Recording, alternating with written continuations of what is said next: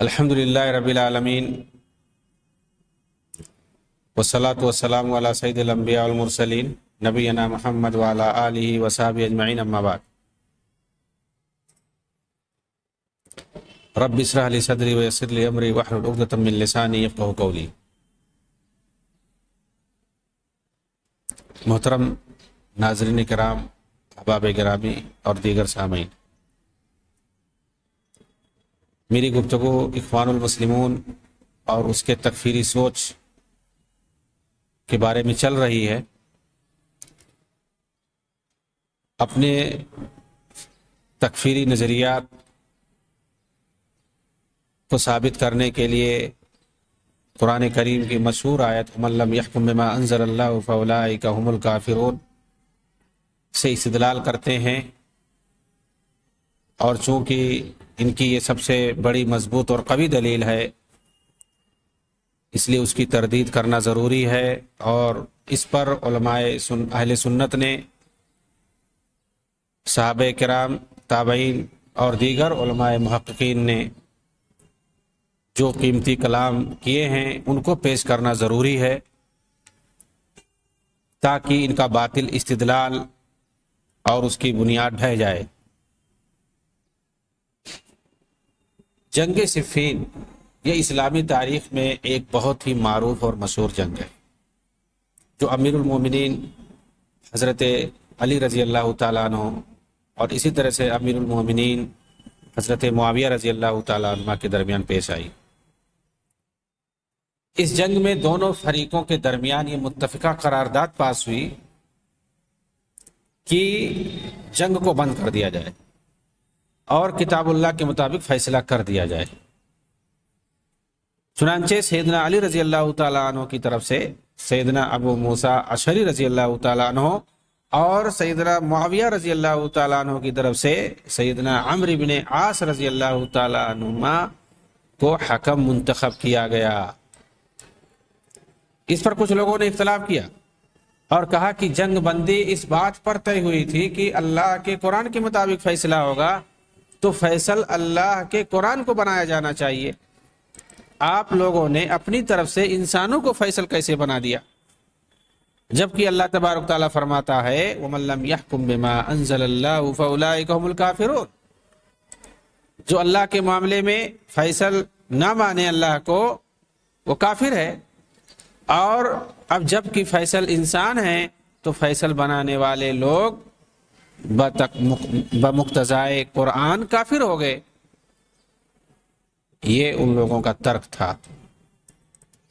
ان لوگوں نے قرآن کی آیت کریمہ کا غلط مفہوم اخذ کیا اور خارجی قرار دیے گئے۔ سیدنا علی رضی اللہ تعالیٰ عنہ ان کے بارے میں کہتے ہیں کلمۃ حق یراد بہ الباطل۔ ان لوگوں نے بظاہر حق بات کہی ہے، مگر بباطن باطل مراد لی ہے، اندر سے باطل مراد لے رہے ہیں۔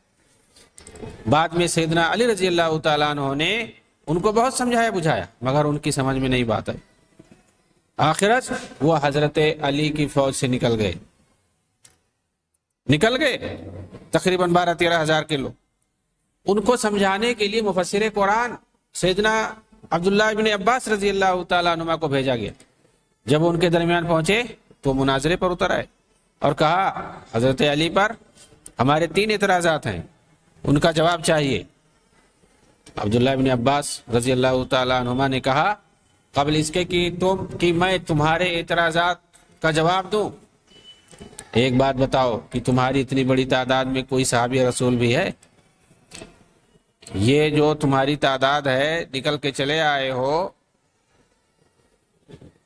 کوئی صحابی ہے اس میں؟ انہوں نے اچھی طرح دیکھ سن کر نفی میں جواب دیا، کہا نہیں، کوئی صحابی تو نہیں دکھ رہے۔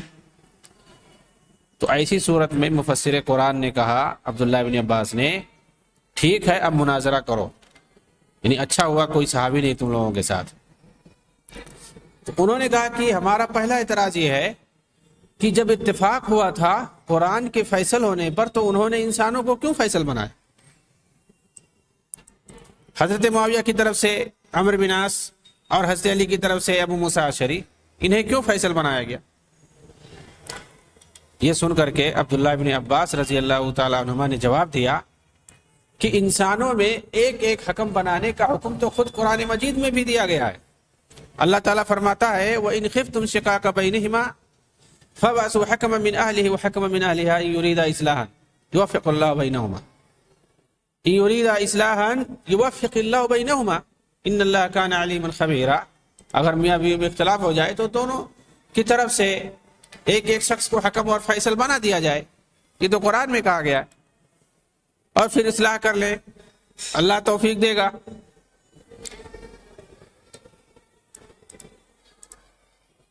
اس کے بعد انہوں نے دوسرا اعتراض کیا کہ حضرت علی رضی اللہ تعالیٰ عنہ نے ام المومنین عائشہ صدیقہ رضی اللہ تعالیٰ عنہ کو قید کیوں نہیں کیا جبکہ وہ حضرت امیر معاویہ رضی اللہ تعالیٰ عنہ کی طرف سے آئی تھی؟ اس کا جواب حضرت عبداللہ ابن عباس رضی اللہ تعالیٰ عنہ نے دیا کہ کیا کوئی اپنی ماں کو قید کر سکتا ہے؟ اور ام المومنین حضرت عائشہ صدیقہ رضی اللہ تعالیٰ عنہ تو تمام مومنوں کی ماں ہے۔ اللہ تعالیٰ فرماتا ہے النبی اولا بالمومنین من انفسہم وازواجہ امہاتہم، صاف صاف قرآن کے اندر موجود ہے سورہ احزاب کے اندر کہ نبی کی بیویاں مسلمانوں کی مائیں ہیں، تو کیا کوئی اپنی ماں کو قید کر سکتا ہے؟ یہ جواب سن کر کے ان کی سمجھ میں بات آ گئی۔ تیسرا اعتراض ان کا تھا کہ جب وہ امیر المومنین ہیں تو پھر انہوں نے اپنے نام کے آگے سے امیر المومنین کیوں ہٹایا؟ اس کا جواب دیتے ہوئے کہا کہ صلح حدیبیہ کے موقع پر رسول اللہ صلی اللہ علیہ وسلم نے اپنے دست مبارک سے لفظ رسول اللہ کاٹنے کے باوجود رسول تھے اور ہیں، تو کیا امیر المومنین نہ لکھنے سے حضرت علی خلیفہ نہیں رہیں گے؟ جواب سن کر بہت سارے لوگ تائب ہو کر لوٹ گئے، مگر پھر بھی کچھ لوگ حسب سابق اپنی ہٹ دھرمی پر قائم رہے۔ بعد میں ان کے خلاف جنگ ہوئی جس میں انہیں قتل کیا گیا، وہ جنگ نہروان کے نام سے مشہور ہے۔ خارجیوں کو جنگ نہروان میں قتل صرف اس لیے کیا گیا کہ انہوں نے منہج سلف سے ہٹ کر کے اپنے طور پر اپنی منمانی کرتے ہوئے قرآن کو سمجھنے کی کوشش کی تھی۔ اس لیے ضروری ہے کہ ہم قرآن سمجھ کر پڑھیں اور آیات و احادیث کو اسی طرح سمجھنے کی کوشش کریں جس طرح سے سلف صالحین یعنی صحابہ تابعین اور تبع تابعین وغیرہ نے سمجھی ہے۔ اس آیت سے دراصل وہ خوارج دلیل پکڑتے ہیں جن کے نزدیک ہر گناہ کبیرہ کا مرتکب کافر ہوتا ہے، جیسا کہ بتایا گیا۔ یہ آیت وَمَن لَّمْ يَحْكُم بِمَا أَنزَلَ اللَّهُ فَأُولَٰئِكَ هُمُ الْكَافِرُونَ، یہ اصلی جو دلیل ہے ان خوارج کی ہے۔ حضرت علی کے دور میں جو لوگ تھے اور بعد میں خوارج کی نسل جو پیدا ہوتی رہی اور مسلم قرآنوں کے خلاف لڑتی رہی، بغاوت کرتی رہی اور ان کا کلہ کما ہوتا رہا، وہ لوگ دلیل پکڑتے چلے آئے ہیں اس آیت سے، جن کے نزدیک یہ ہے کہ گناہ کبیرہ کا مرتکب کافر ہوتا ہے۔ دراصل آیت کے اندر ایسے نیم اللہوں سے دو خطرناک غلطیاں ہوئی ہیں۔ اس آیت سے جو دلیل پکڑتے ہیں کہ وہ الہی کے مطابق اگر کوئی فیصلہ نہیں کرتا تو وہ کافر ہو جائے گا، دین سے نکل جائے گا، ان کے یہاں دو بھیانک غلطیاں۔ ایک یہ کہ سیغے من کو عام رکھا، اور دوسرے یہ کہ لفظ حکم کو ہر عمل اور فعل کے لیے عام رکھا ہے، حالانکہ یہ الزام محل نظر ہے، کیونکہ اس تحقیق سے خوارج کے فاسد مذہب کی صراحتاً تائید ہوتی ہے کہ وہ گناہ کیسا بھی ہو۔ لہٰذا اس آیت سے ہر شخص کا اپنی ذاتی زندگی میں فیصلہ کرنے کو اصل حقیقت قرار دینا بوجوہ مراد نہیں۔ بہت سارے معاملات ہوتے ہیں، ذاتی ہوتے ہیں، دنیاوی ہوتے ہیں، معاملات سے اس کا تعلق ہوتا ہے اور اس میں انسان اپنی ثوابدید کے مطابق فیصلہ کرتا ہے، تو کیا ایسی صورت میں وہ بھی کافر ہو جائے گا؟ اللہ کے رسول نے تو کہہ دیا تھا صاحب کہ تم لوگ اپنے دنیاوی معاملات میں تمہیں اختیار ہے، جو چاہو وہ کرو، ہاں دین کے معاملات میں اگر میں تمہیں کسی چیز کا حکم دوں تو اس کو بجا لانا واجب ہوگا، اس کی اطاعت ضروری ہوگی، اور جس چیز سے روک دوں اسے چھوڑ دینا واجب ہوگا۔ تو دین کے معاملے میں تو اگر کوئی دنیاوی معاملات میں فیصلہ کرتا اپنے حساب سے اپنے اختیار سے، اسے ہے اختیار ہے، کر سکتا ہے، لیکن اگر عام کر دیں گے کوئی بھی مراد ہے کوئی بھی فیصلہ، تو فیصلے کو عام رکھنا یہ صحیح نہیں ہے، اس سے خطرناک استدلال ثابت ہوتا ہے، جیسا کہ خوارج کہتے ہیں۔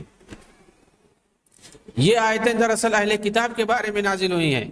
خود سید مودودی نے لکھا ہے یہودی اس وقت تک اسلامی حکومت کے باقاعدہ رعایا نہیں بنے تھے، بلکہ اسلامی حکومت کے ساتھ ان کے تعلقات اور معاہدات پر مبنی تھے۔ ان معاہدات کی روح سے یہودیوں کو اپنے اندرونی معاملات میں آزادی حاصل تھی۔ یہ کون لکھ رہے ہیں؟ سید مودودی لکھ رہے ہیں۔ اور ان کے مقدمات کے فیصلے انہی کے قوانین کے مطابق ان کے اپنے جج کیا کرتے تھے۔ نبی کریم صلی اللہ علیہ وسلم کے پاس یا آپ کے مقرر کردہ قاضیوں کے پاس اپنے مقدمات لانے کے لیے وہ از روئے قانون مجبور نہ تھے، لیکن یہ لوگ جن معاملات میں خود اپنے مذہبی قانون کے مطابق فیصلہ کرنا نہیں چاہتے تھے، ان کا فیصلہ کرانے کے لیے نبی کریم صلی اللہ علیہ وسلم کے پاس اس امید پر آ جایا کرتے تھے کہ شاید آپ کی شریعت میں ان کے لیے کوئی دوسرا حکم موجود ہو، اور اس طرح وہ اپنے مذہبی قانون کی پیروی سے جو کہ سخت ہوتا تھا اس سے بچ جائیں۔ تو انہی کے تعلق سے یہ آیت کریمہ نازل ہوئی ہے۔ پھر آگے سید مودودی نے یہ تفہیم القرآن کے اندر یہ بات کہہ رہے ہیں، جلد نمبر 1 صفحہ 472 میں سید مودودی نے زناکاری کے ایک واقعے پر رجم کے حکم کا تفصیلاً ذکر کیا ہے، جسے معلوم ہوا کہ یہ آیت دراصل اجتماعی فیصلوں کے بارے میں نازل ہوئی ہے، مگر سید مودودی نے اسے ادھر انفرادی فیصلوں کے بارے میں قرار دیا ہے۔ اس تغیر کی آخر کیا مجبوری تھی؟ یعنی یہاں تو عام حکم مراد ہے ایک طرف کہ کوئی بھی ہو، اس تغیر کی آخر کیا مجبوری تھی وہ اصحاب نظر پہ مخفی نہیں ہے، سمجھ سکتے ہیں۔ اگر ان آیات کے صرف ترجمے کو بھی ملاحظہ کریں تو سید مودودی کی غلطی اس پر واضح ہو جائے گی۔ جناب نے خود یوں ترجمہ کیا ہے کہ ہم نے تورات نازل کی جس میں ہدایت اور روشنی تھی، سارے نبی جو مسلم تھے اسی کے مطابق ان یہودی بن جانے والوں کے معاملات کا فیصلہ کرتے تھے، اور اسی طرح ربانی اور احبار بھی اسی پر فیصلے کا مدار رکھتے تھے، کیونکہ انہیں کتاب اللہ کی حفاظت کا ذمہ دار بنایا گیا تھا اور وہ اس پر گواہ تھے۔ پس اے گروہ یہود، تم لوگوں سے نہ ڈرو بلکہ مجھ سے ڈرو، اور میری آیات کو ذرا ذرا سے معاوضے لے کر نہ بیچا کرو۔ جو لوگ اللہ کے قانون کے مطابق فیصلہ نہ کریں وہی کافر ہیں۔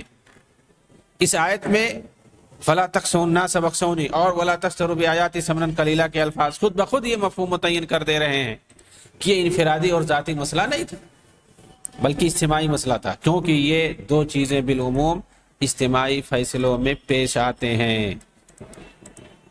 یہود کے حوالے سے یہ بات مشہور ہے کہ وہ دینی فیصلوں پر رشوت لیتے تھے۔ چنانچہ امام راضی کہتے ہیں المقصود من هذا الكلام تحدید الیہود فی اقدامہم علی تحریف حکم اللہ تعالی فی حد الزانی المحسن، یعنی اس کلام یعنی ان آیتوں سے مقصود یہودیوں کو دھمکانا ہے، ان کے اس اقدام پر کہ کیسے ان لوگوں نے شادی شدہ زانی کے تعلق سے حکم الہی کے اندر تحریف کر کے فیصلہ کیا، یعنی جب ان لوگوں نے تورات کے اندر موجود حکم الہی کا انکار کر دیا اور کہا کہ یہ ہم پر واجب نہیں ہے، اس لیے وہ مطلق طور پر کافر ہو گئے۔ اب وہ نہ موسیٰ پر ایمان لانے کے مستحق ہیں، نہ ہی تورات پر اور نہ ہی محمد اور قرآن پر۔ اب ذرا ایک بار پھر مولانا مودودی کی باقی عبارت پر نظر ڈالتے ہیں۔ وہ لکھتے ہیں کہ تمام ایسے موقعوں پر ایک طریقہ خدا کی کتاب اور اس کے رسول کی سنت بتاتی ہے، اور دوسرا طریقہ انسان کے اپنے نفس کی خواہشات یا باپ دادا کی رسمیں یا انسانوں کے بنائے ہوئے قانون بتاتے ہیں۔ اب جو شخص خدا کے بنائے ہوئے طریقے کو چھوڑ کر کسی دوسرے طریقے کے مطابق کام کرنے کا فیصلہ کرتا ہے تو وہ دراصل کفر اختیار کرتا ہے۔ یہ دوسری جگہ انہوں نے کہا، خطبات صفحہ نمبر 43 کے اندر۔ خوارج وقت نے نہ صرف منہج سلف سے الگ راستہ اختیار کیا بلکہ قرآنی آیات سے بزور و زبردستی اپنا مزعوم مطلب کشید کیا ہے۔ جو سراسر ظلم ہے. مثلا ایک قرآنی کا ٹکراؤ، ایک قرآنی آیت کا ایک ٹکڑا جو ہے وَمَن لَّمْ يَحْكُم بِمَا أَنزَلَ اللَّهُ فَأُولَٰئِكَ هُمُ الْكَافِرُونَ کا پہلے ترجمہ یوں کیا، یعنی جو شخص خدا کی اتاری ہوئی ہدایت کے مطابق فیصلہ نہ کرے ایسے ہی لوگ دراصل کافر ہیں. پھر اس کی تصریح میں لکھا فیصلہ کرنے سے یہ مراد نہیں ہے کہ عدالت میں جو مقدم آ جائے بس اسی کا فیصلہ خدا کی کتاب کے مطابق ہو، بلکہ دراصل اس سے مراد وہ فیصلہ ہے جو ہر شخص اپنی زندگی میں ہر وقت کیا کرتا ہے. ایسی صورت میں ہر پل ہر گھڑی تمہارے سامنے یہ سوال آتا ہے کہ فلاں کام کیا جائے یا نہ کیا جائے. گویا انسان کو کوئی اختیار نہیں ہے، وہ مجبور محض ہے، جبکہ ایسا نہیں ہے. امام راضی اس آیت کی تشریح میں دوسرا مسئلہ یہ لکھتے ہیں کہ قالت الخوارج کل من عصى الله فهو كافر وقال جمهور الائمه ليس الامر كذلك اما الخوارج فقد احتجوا بهذه الايه وقالوا انها نص في ان كل من حكم بغير ما انزل الله فهو كافر وكل من اذنب فقد حكم بغير ما انزل الله فوجب ان يكون كافرا. اسی آیت کی روشنی میں اسی آیت کی تفسیر کرتے ہوئے امام راضی اپنی کتاب التفسیر الکبیر میں لکھتے ہیں کہ یعنی خوارج نے اس آیت سے اس بات پر دلیل قائم کی ہے کہ ہر گناہ کرنے والا کافر ہے، جبکہ جمہور ائمہ کا کہنا ہے کہ ایسا نہیں ہے. خوارج کی دلیل یہ ہے کہ جو شخص اللہ تعالیٰ کے نازل کردہ حکم کے خلاف فیصلہ کرتا ہے تو وہ کافر ہے، اور ہر گناہ کرنے والا اللہ کے حکم کے خلاف ہی فیصلہ کرتا ہے.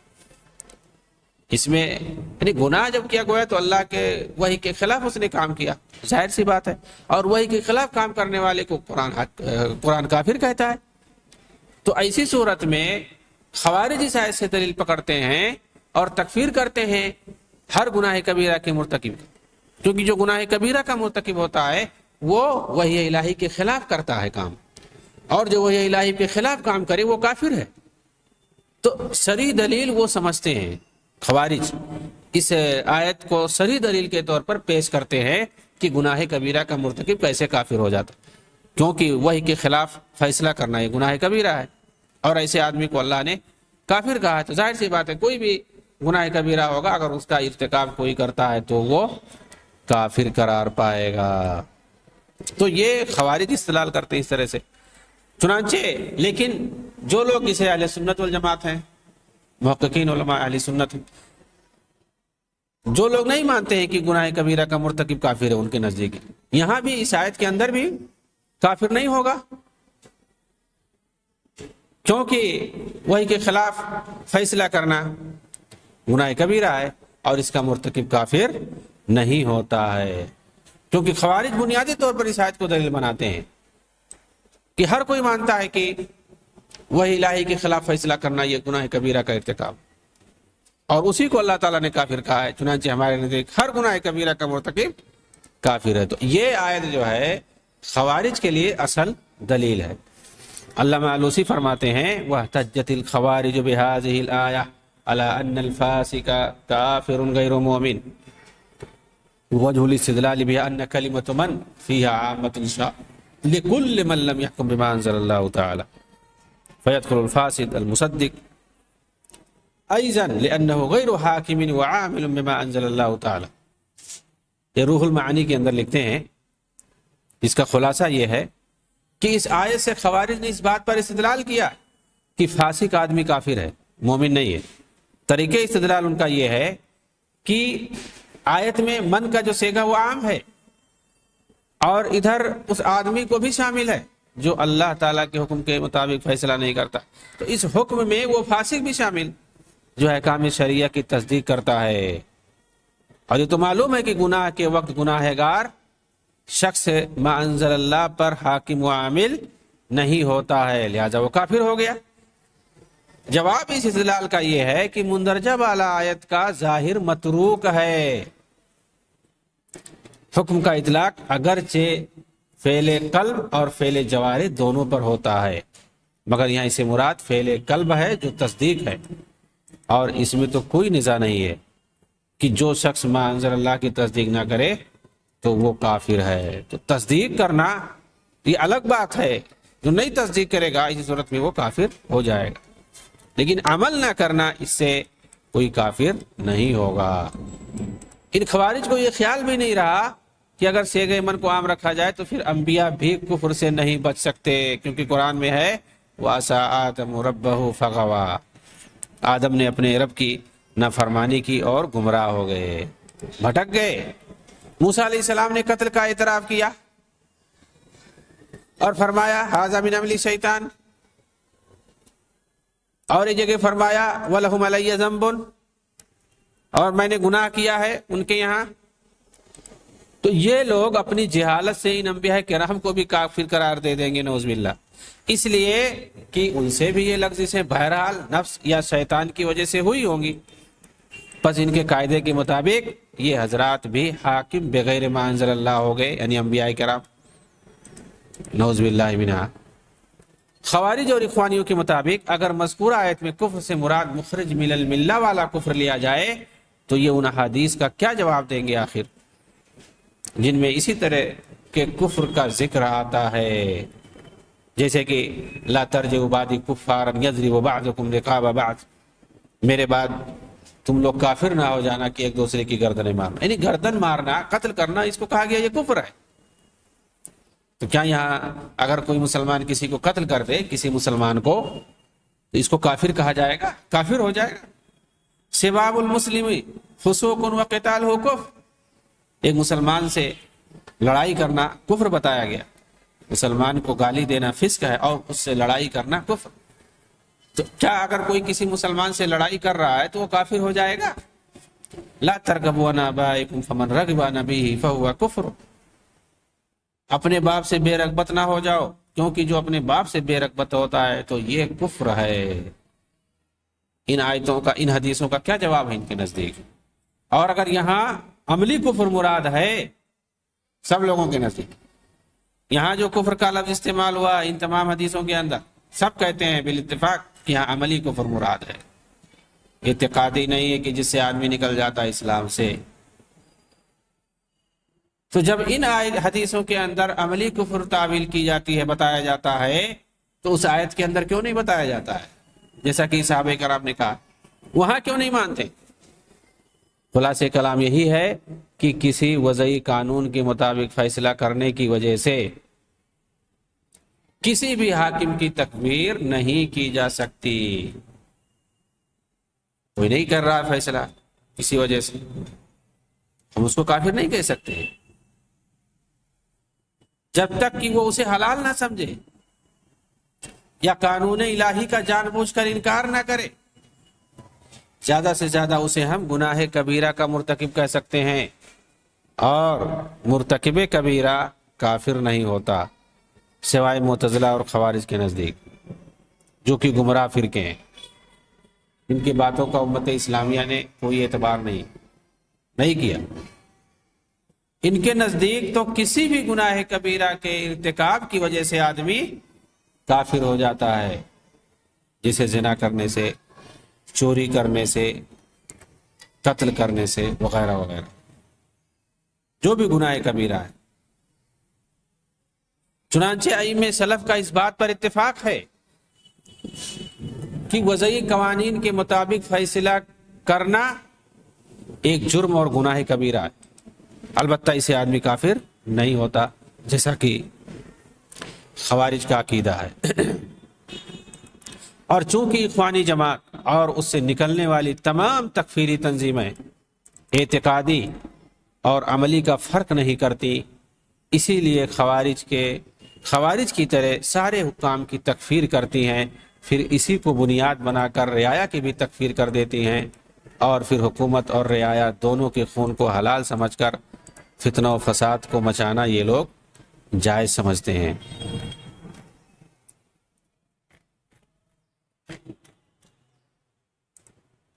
تو یہ ان کی سب سے بڑی دلیل تھی، وَمَن لَّمْ يَحْكُم بِمَا أَنزَلَ اللَّهُ فَأُولَٰئِكَ هُمُ الْكَافِرُونَ، اور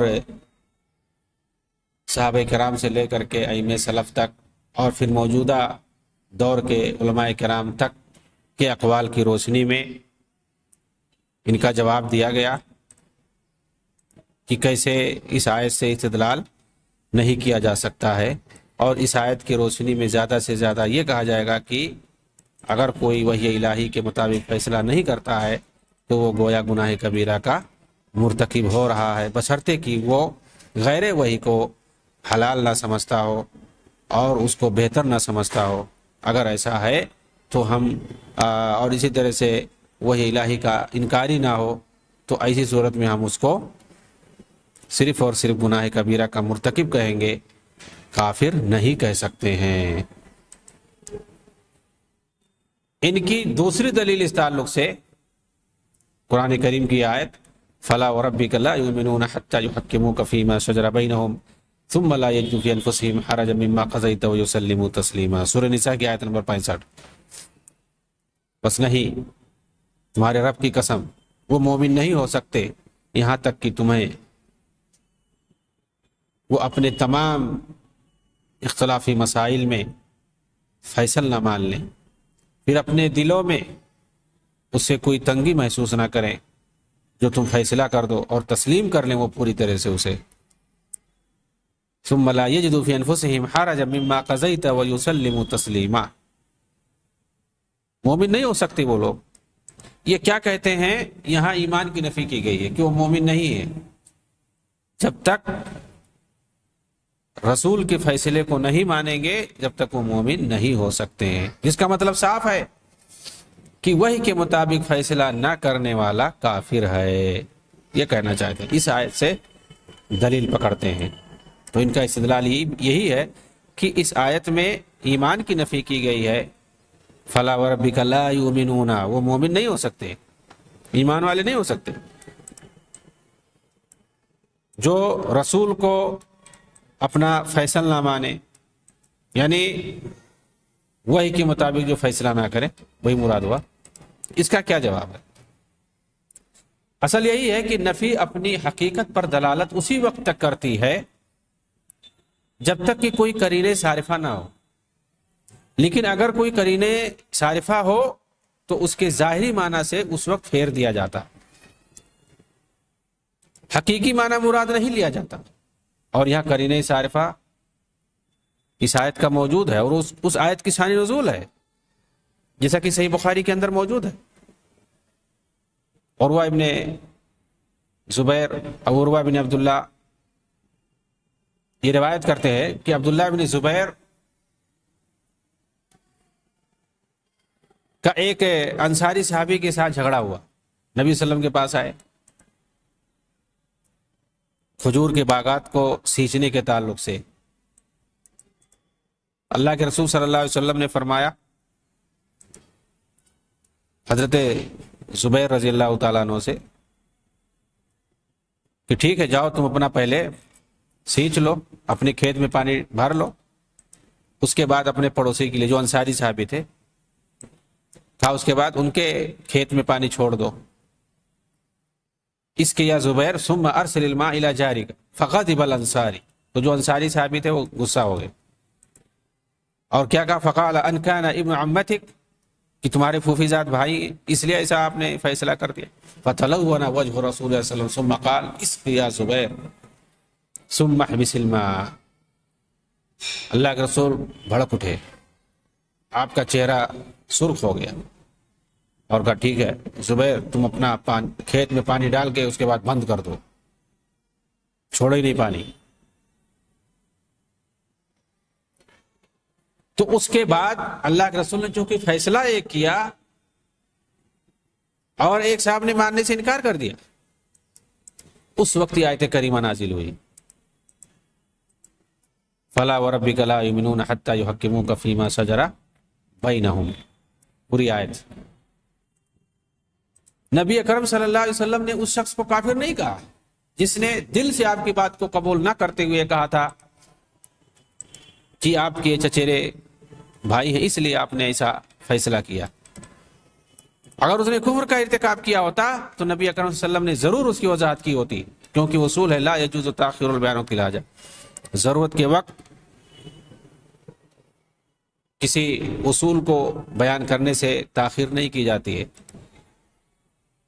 چنانچہ یہاں نفی ایمان سے مراد نفی کمال ہے، جیسا کہ علماء امت نے کہا ہے،